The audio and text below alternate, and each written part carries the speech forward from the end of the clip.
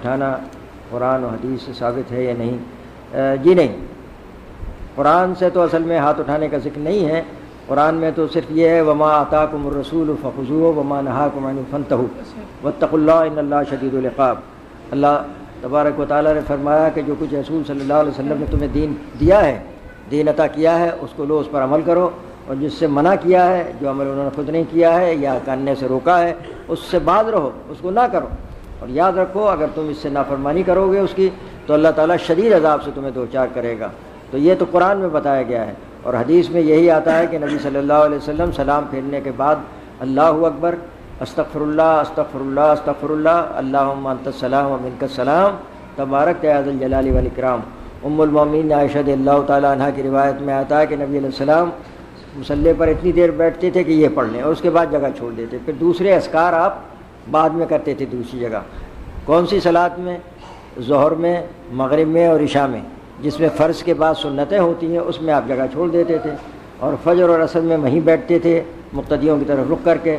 فجر میں خواب کی تعبیر بتاتے تھے اور عصر میں معاملات کے فیصلے کرتے تھے اور سوالوں کے جواب دیتے تھے، مسائل کے حل ہوتے تھے.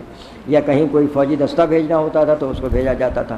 تو یہ آپ کا معمول تھا. اسی لیے محدثین نے حدیث کے اندر باب باندھے ہیں دعا فی الصلاۃ و ذکر بعد السلام یا ذکر بعد الصلاۃ، یعنی جتنی دعائیں ہیں وہ سب صلاۃ کے اندر ہیں. صلاۃ کے اندر دعائیں قبول ہوتی ہیں سب سے زیادہ فرض صلاۃ کے اندر اور اس کے بعد تہجد کی صلاۃ کے اندر. ساری دعائیں صلاۃ میں مانگی جاتی ہیں اور وہ دعائیں محدثین نے بیان بھی کی ہیں جو آخری تشہد میں، آخری قاعدے میں سلام پھیرنے سے پہلے مانگی جاتی ہیں دعائیں. ذکر بعد السلام، سلام پھیرنے کے بعد صلاۃ کے بعد ذکر ہے.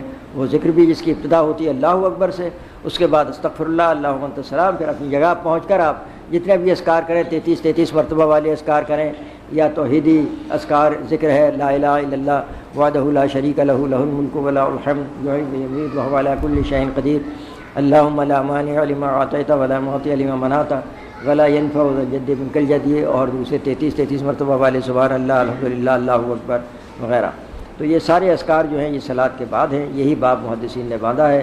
ہاتھ اٹھانا یہ بالکل ثابت نہیں ہے. بخاری کی روایت انس بن مالک رضی اللہ تعالیٰ عنہ بیان کرتے ہیں کہ کان رسول اللہ صلی اللہ علیہ وسلم لا یرفع یدیہ فی من صلاۃہ الا فی الاستسقاء. نبی صلی اللہ علیہ وسلم صلاۃ میں کبھی دعا کے لیے، کسی بھی دعا کے لیے ہاتھ نہیں اٹھاتے تھے سوائے استسقاء کے. اور اس میں اتنے اٹھاتے تھے حتیٰ یرا بیاض عبدیہ، کہ آپ کی بغل کی سفیدی نظر آتی تھی، بغلوں کی سفیدی نظر آ جاتی تھی، اتنے ہاتھ اٹھاتے تھے.